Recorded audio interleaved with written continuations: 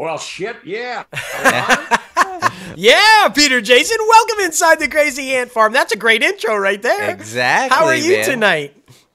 Oh, and he's got a beverage. I love it even more. Exactly. This guy is ready to get crazy. Yes, sir.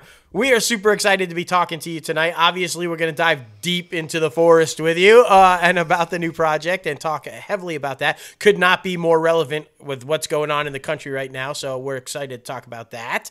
And the longevity of your career and the brilliance of you're a theater man, you're television, you're film. You've kind of done it all. So we're super pumped to talk about that. So yeah, let's just get right into it. Let's give you a little bit of background for anybody who might not be familiar with you. Was acting something that was like, that's what I want to do? You knew from an early age? Did you kind of fall into it? How'd you get started? I was born on a mountaintop in Tennessee, the sweetest land in the land of the free. Actually, I was born in Hollywood. I grew up in a little town. My dad was over fighting the Nazis, and my mom was at my grandmother's up here. But I grew up down in Balboa, California, Newport Beach, California. I was a beach rat for the first 18 years of my life, I guess. My dad, mom and dad had these 5 idiot kids, Pat, Pete, Pug, Peg, and Pam.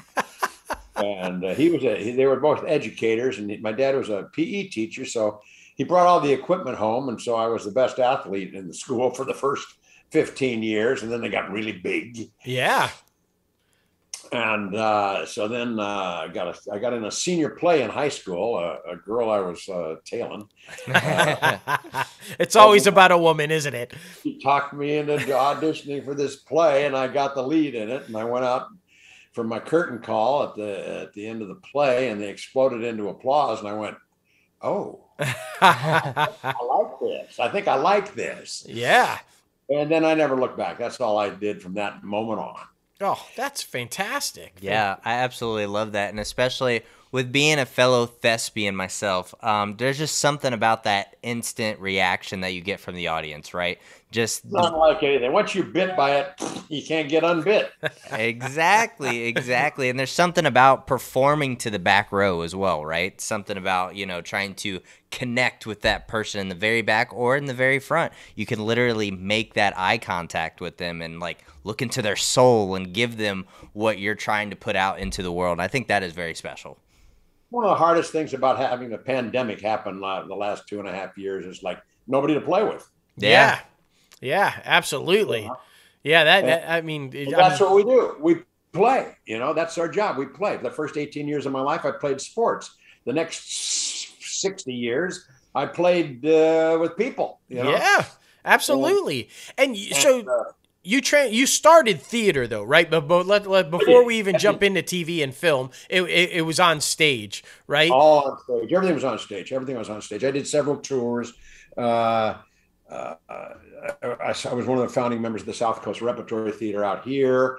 I went to Carnegie Tech before it was a Mellon, which is the oldest accredited acting school in America in Pittsburgh. And that's where I kind of got my serious chops going, at least whetted. And then I went to I came back to Hollywood to start my career, and I got hot in a hurry, and I did some plays. I did The Web and the Rock, which is Thomas Wolfe book, and I played George Weber in that, and that kind of started my career out in Hollywood. Nice. I joined Theater West, which is a theater group here, and I did tours that went out. Like I did with Monty Franklin. I did Your Own Thing in San Francisco, Hollywood, Philadelphia, Washington D.C., like that. And then we did another tour with Captain and Tennille. Her name was Toni Shearer at that time. She wrote a musical called. There was a rock musical about ecology called.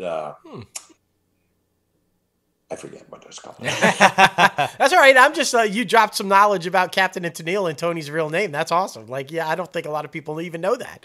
So that's pretty cool. Yeah. Well, at that time she was Toni Shearer, and she met the captain on this show. The captain was the son of Daryl Dragon, and he was our conductor, musical conductor. Oh, Um, it was kind of a it was a rock musical about ecology, and it was called. Gosh, I wish I could remember the name of it. I can't. And we did that in San Francisco, and here at Huntington Hartford in L.A., and then Ford's Theater, where they killed Lincoln in Washington D.C. And Mother Earth. That was the name of that show. there you go. I knew you'd get it. Wake me up in the middle of the day and tell me what Mother Earth. Which was Patty Austin was in it. Oh yeah, okay. She was great, and her mom was traveling with her because she was too young, really, at the time to be alone, and so we kind of bonded on that movie and had a great time. Nice. So, from stage, was the plan always to transition into film and television, or did that just kind of something that happened? I didn't even know about the film and TV part. I just thought acting was acting. I didn't know there was a difference. I didn't know anything, and so that's all I aimed for. It was just too much fun. Acting was just too much fun. Absolutely.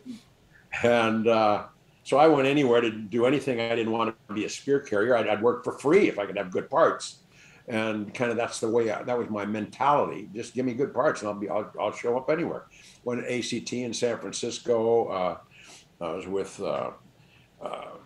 Theater West, and thank you, and a lot of different theater groups, and just loved working with. Theater West was really good. There were a lot of. It was a place where people in the film business worked out.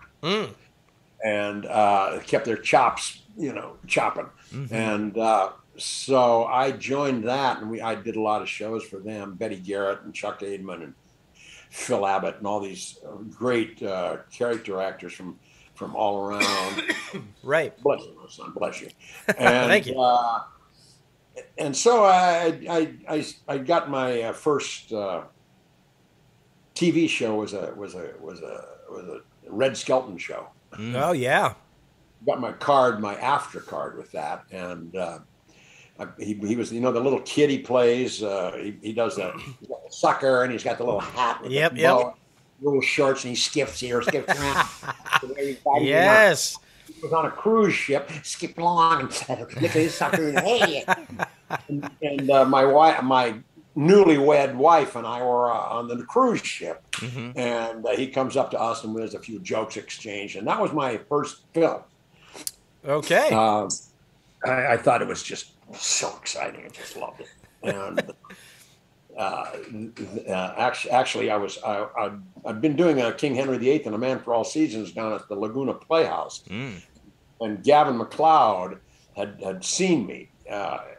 And he told his agent to come down and take a look at his kid. And the agent did, and he came at intermission and says, listen, my wife's having a baby. I know you're not in the second act. I'm an agent, a Hollywood agent. Here's my card. Please come and see me. And I went, great, thanks, And so I immediately went to Hollywood, moved in with the wife and kid, his wife and his new baby. Oh, my goodness. And I started auditioning. And I got a couple of Gunsmokes right off the bat. Yep. Gunsmokes and Cimarron Strip and Land of the Giants. Yes. Those are the shows that they were doing then. They were so much fun to do. That I stayed in Theater West. I kept doing plays, but I found out how much money you can make doing TV and movies. Right. And then I got my first movie, which was Rio Lobo with John Wayne, directed by Howard Hawks. Took me to Mexico, paid me a lot of money, and I thought I was the king. Yes, sir. So I started acting like one. I started acting like an ass. So my agent said, grow up, kid. Go to New York for a year and grow up. Yeah. So he sent me to New York, and nothing will bring me back to earth faster than trying to take a train at rush hour. Right. And then I got some plays. I did some plays back there. I did a play called Ballad of Johnny Pot. It was Johnny Appleseed, except he traveled around planting pot instead of apples. Okay. It was a musical, and David Carradine played Johnny Pott, and Betty Buckley was his girlfriend Sarah, and I was the cop chasing him. Ah. And that was a blast. That play was so much fun to do. Oh, But I that did a bet. bunch of plays in New York, some musicals. Musicals were what I really loved doing. They were the most fun. I did Frank Vedekin's Lulu. I did a thing called Wolves and the Lambs, which was Chris Cooper's first play. Mm. He arrived in New York with his girlfriend from St. Louis, and straw still behind his ears, you know. And he came into town. My wife helped him set up their apartment, and he and I did this little play at Theater Works, I think it was called, on 18th Street. And theater in New York was just a blast. It was just, I really loved it. It was like church. You know, if you're a theater person and you're in New York and you're working in the theater, it's like church. I found out Hollywood is not the same way. Hollywood, your church is the movie business. Right. Out here, you can be doing a Laverne and Shirley audition, and you don't have to go to your opening night. If you know, it is like the equity waiver out here was like, I did a bunch of shows and people would leave at the last second because they got one day on one time or something like that. You know, it's like, well, it was different. New York and Hollywood and New York are totally two different towns, and at least they were then. And the serious actors were New York actors, you know, and the fly-by-night wannabe a movie star people were out here. And I liked them both. I liked both sides of it. I just liked being around people who were involved in theater. It was so much fun creating a family, which is what they did, and what the plays did anyway. They try to create a family, and you live together for several months and help each other and become a family. Mm-hmm. It's harder to do in a movie. Yeah. Or a show. They create it on a series. You know, they'll create a TV show, and that family stays together week after week after week. You know, if it's like, when I was doing Gunsmoke, I kept walking by this dressing room where the door was open, and the laughter was pouring out of it day after day after. You know, and I'm just a guest star over here on Gunsmoke, and I stuck my head in to see what was going on, and it was Gavin MacLeod and Ted Knight and Ed Asner. Oh yeah, Asner says, you know, like, hey, how you doing, guys? Sit down. Where are you from? What are you doing? And then they beat me up for a while. You know, it's like they just had so much fun together. You saw that's what you have to do. You have to create a family, and you have to love each other and support each other, and that's what they did. So well, I got to tell you, listening to you talk and tell these stories about both the theatrical side and the television side and New York, and you can tell how much you love it, how much passion you have for it, even still. Because it's just like listening to a child on Christmas talking about his best present. That's how you sound coming across. You could just have that laughter, man. They haven't let me do it for 2.5 years now. You know, the pandemic and everything. I've done a few Zoom productions and a couple of, you know, but it's just no fun. I'm here at home with my, you know, here I am. Yeah. How much fun can you have? You know, you can only have so much fun. I'm out making stuff in my backyard. You know? Right. Exactly. Well, from where you started to where it is now, or at least pre-pandemic, how do you say the entertainment industry has evolved throughout the years? Would you say that it's more business and less family, or is it just more of like a faster pace than what it kind of seems like on our end anyway? Well, the creation of the family is never going to disappear. Mm-hmm. That's what they're going to try to do on every show you ever get on. They're going to try to make that family. Mm-hmm. Now, of course, the bean counters and whatever, the studio execs or whatever, they disrupt that with their trip. Their trip is money, is to count, above the line, behind the line, how much for this, how much for that, how can we get in sooner and faster, you know, instead of enjoying the process, which is why we all got into it to begin with. So that part has changed, but what one of the major changes in the last 55 years that I've been in, 56 years that I've been doing it, is the computer. You know, Yeah. my agent used to meet me at the gate. You have a 2 o'clock audition over at Paramount, I'll meet you in front of the gate. Right. And you go over and you find your parking space somewhere and you walk over and you meet your agent in front of the gate. He walks you in and you go into the building of the casting people and there were secretaries. Bing, bing, bing, bing, bing, bing. Right. First one is for a 1-line part, then for a 3-line part, and a 5-line, 1-day part, and then for a co-starring role, and then for a guest starring role, and then for a starring role, or a special guest starring role. They had, each secretary had like a pecking order, Right. and you had to work your way up the rank. And it was the same with your money. You had to work your money up the rank. Yeah. And so it was like like a reward system, and it was. Even that was fun. I like that because they rewarded success, and you do a better job, they treated you better. Give him, instead of, give him the honey wagon, give him a 2-banger, you got to let him stay in the 2-banger wagon because he's a guest star now. And, it was like the promotions were, you could, if you paid attention and showed, you only have to do 2 things as an actor: show up on time and know your lines. That's You right. don't even have to be good. You don't have to be good. All you have to do is do those 2 things, and they're going to call you back. They're going to let you come back because that guy showed up on time and he knew his lines. So you just keep going along. And but then the computer came in. Mm-hmm. So now your agent calls you from his cell phone. He's not even in the office. He's in, Tampico betting on the pony. Right. And he calls you up and he says, you got a 2 o'clock audition over at Paramount, and we're sending you the sides on a fax or on an email or on a message, and you get the 3 pages or 6 pages that you have to learn in the next 6 hours or 1 day. You have to learn all these lines to go in and do the audition, where you show up on time. And if you're really important, they give you a drive on. If not, you got to park off the lot and walk on the lot and show them your ID and stuff like that. And you finally get in to get to the audition. More work to get into the place to do the audition. And you show up and you go and do that. And then if they really like you, they call you back and you do it all over again. Well,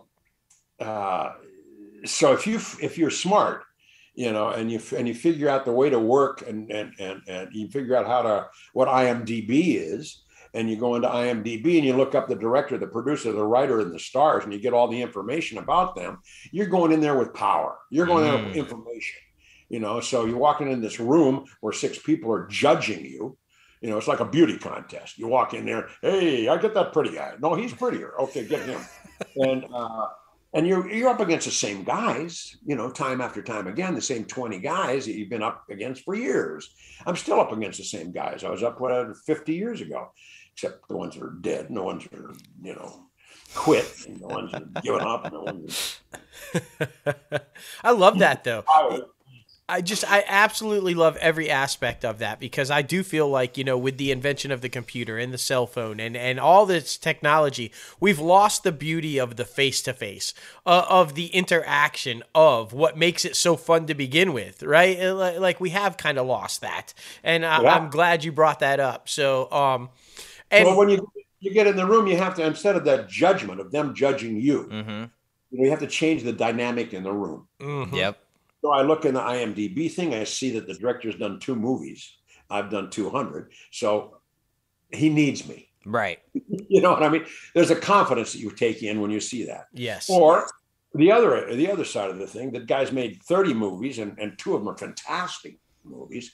And so you try to find a moment in that audition where you can go, when you were building that wall, and how did you find that thing that went through the wall? That took 2 days. We had to bring in a man and 2 camels and an Easter bunny came in on the side. It was really all of a sudden it's 2 guys talking about how you make shit. Yeah. Right. Exactly. They're talking about how you make stuff. And instead of one guy judging another. Exactly. So all of a sudden you change the dynamic in the room. Then when it comes time later on, when they decide who they're going to use, they go, I want that guy. Why? I like him. Exactly. I mean, it kind of goes back to what we were talking about in the beginning, trying to build that family aspect from the get-go, to have that connectability to someone that you just met, and to show that you're not going to be an asshole. You are going to show up on time, and you are going to know your lines, because like you said, Mr. Legendary Man, it's all about those two things, those three things. So that's what it's all about. It's very important just to have that connectability. And it doesn't seem like a lot of people in the industry are assholes, at least that what we've come across so far. A lot of people are not assholes, but I'm sure there still are those people out there. But to show that you're a humble, kind, rotten apples fall all the time. That's right. That's right. Fall. Some of them hit you, some of them don't. Exactly. Well, let's go from family and connections and likability to where we're at today, where it seems like the entire country is so drastically divided one way or the other, and there is no middle ground or family or any kind of friendly in the middle anymore. And let's dive deep into the new film, right? Deep in the Forest, because it addresses this. Deep into the forest, you meet no friend. That's right. And he does voiceover too. It's fantastic. But it's just so relevant because for anybody who's unfamiliar with what the plot line is, it's a group of progressives that are basically hiding out deep in the forest because there's a civil war happening in the country between the both sides, the right and the left. So talk about that. How did you get into this? What was the audition process for this like? And talk about that movie a little bit and the relevance of what's going on today and what this film is trying to do. Well, it starts back at the beginning of Jeremy Lanny's career directing. Mm-hmm. He called me up. I don't know how we first met, to tell you the truth. I think it was Paula Malcolmson from Deadwood. She called me and said, "What do you talk to this guy who wants to make a short?" And I went, "Yeah, okay." and so I called him and he said, "Hi, I'm Jeremy Lanny. I want to make this movie today." And he had all this energy and he was very positive and everything. And I said, "So who are you using for the other actors?" Because there was a thing called Women of the West. And he wanted Paula to play this woman of the West, the lead. And he wanted me to play the bad guy who she kills, right? And standing up for her husband. And it's got a surprise ending and everything else. So I said, "Who are you using for the other actors?" And he said, "Oh, I'm going to get a bunch of people from Glendale College." And I went, "Really? Why?" "Well, because they're available and I have a low budget." I said, "You know what? No, I'm not interested. But if you were to get me to ask a bunch of my friends who are actors to be in it, I could cast it in 5 minutes for you, and they'd be really good. And you'd have to pay them money." I said, and you'd have to pay them more than scale, because scale is the lowest common denominator you pay an actor to go to work for a day. You can't get any lower than that if you're in the union. Right. You have to pay. I said, and so you got to pay them more than scale. I don't care if it's $50 more. You got to pay them more than scale, because scale's an insult. It's like, "Please be in my movie. Oh, I don't have any money. Pour me another drink." It's like, so I said, "You can do that. Why don't we not start next week? Why don't you take a few weeks off? And why don't you figure out how you can get some more money? Everybody, a little something, a little more than scale. And then we'll talk." And he went away and he got it. He came back. He said, "I got the money." Now, I don't know where he got the money, but he did. And we did this little short. It was really great. My people were fantastic. And this is the first time in my life, I think, that I did a movie and everything was 15 minutes, 15 minutes scene one, 15 minutes scene two, 15 minutes three. It was so organized, because he had to have it organized. He couldn't pay overtime. He couldn't pay anything else. So it was like, bing, bing, bing, bing, bing, bing. It's right. It's like a Swiss clock. We came in and we did everything. And he handed us a check right there. Nice. Walking off the set. Now, nobody does that. And I thought, hey, this is a smart little kid. I like this guy. So he did that short. And then he called up with another short. He said, I got another one. And he said, I raised some money. And then he got another one. And then he did another one. And then they did another one. And he said, for all those people you helped me get, I want to do one of you playing Orson Welles because I know you worked with him. And I know as a tribute to Orson, I want to do one called Conjuring Orson. And I've written it. It's a funny little thing. And you'd be great as Orson. And I want to do that. So we did that. And he did a couple more shorts. And then he came with this. And he said, that's my first feature. My mom died. My sister and I got the house.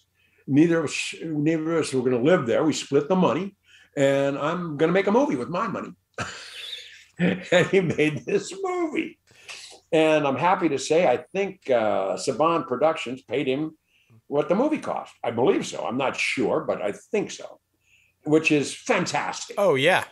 So, it's like all good things, they say any good, what is that one about no good turn goes unpunished or something? Right, but right.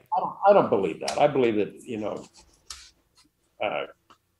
good deeds get rewards, You help somebody not because you want a reward. You help somebody because they need help.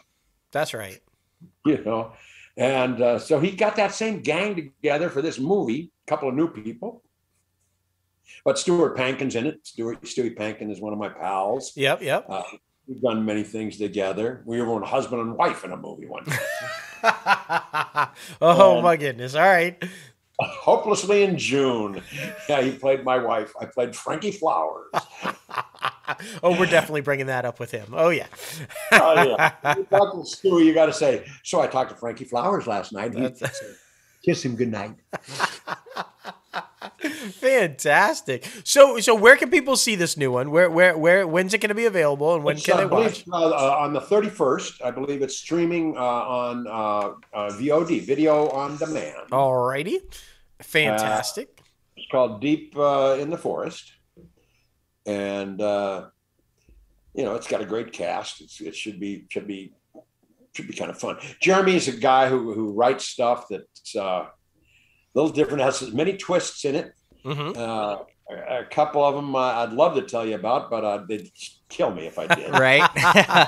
I will say that the premise is you guys start to turn on each other, right? Something along those lines. Is that what you heard? That's what I've heard. Not from you. Nope, not from you. I do a little bit of research, so we'll see. I could be right. I could be wrong. I could be too. There you go. See, maybe it's a musical. Exactly.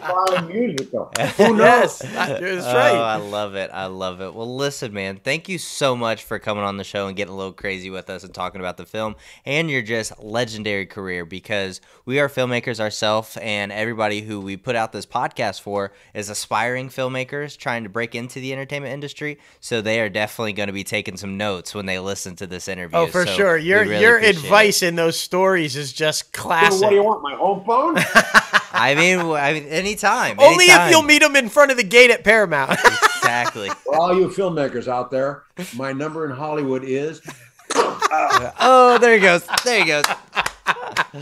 Oh my goodness. Listen, by the way, this has been an absolute joy. You are just fantastic. I knew it was going to be fun, and you absolutely did not let us down. And open invite. Anytime you want to come back on to pitch anything, or hell, even if you just want to. By the way, I'm very busy, man. There you go. There you go. Well, listen, take care. Enjoy the rest of the evening. And of course, we're going to send everybody that way to watch the film. And best of luck and continued success, my friend. And thanks so much, man. They have a celebrity golf tournament in Charlotte. I might be there. Oh, well, you'll have to let us know. Keep in touch. Tell Charles has let us know. We'd definitely like to meet up with you and say hello, man. Absolutely. All right. Well, take care. Thanks, guys. Have a good night. Figure out how to leave you. Right. Oh, yeah, you hit that one, and then you hit that one.